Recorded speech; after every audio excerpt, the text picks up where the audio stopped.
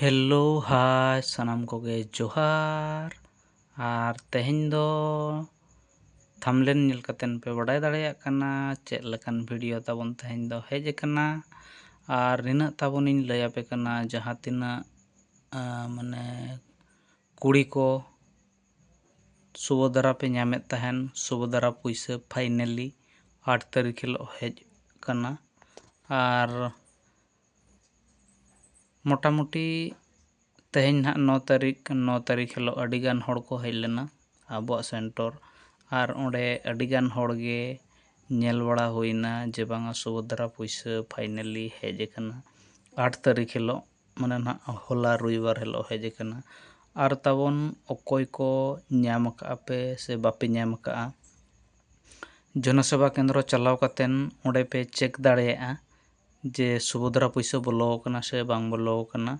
और ताबोन निना इन लय आपे कना नितो लिंक को अड़ी प्रॉब्लम देखावेया बैंकिंग रेना पने फेसेंशियल ईयर चाबा कना से एनखान दो नेट को उनका ठीक धरा बाय नामेया और पुइसा नेल करे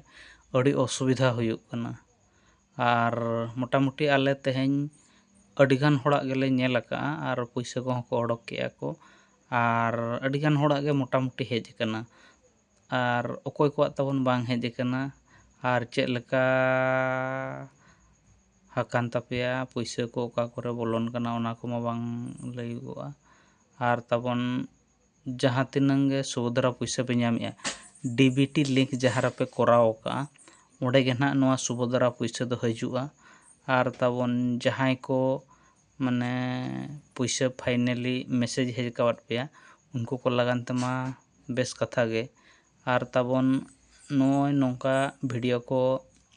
नावा नावा ना अगुइया और बड़ा चेत पे ताबोन नोआ वीडियो माध्यम कोते गे और लाइक शेयर सब्सक्राइब दो ताबोन आलो पे हिड़िया और चेद लेका नोआ वीडियो नेल कते पे बुझाव किया कमेंट माध्यम ते बड़ा चुइन पे ताबोन सनाम कोगे जोहार।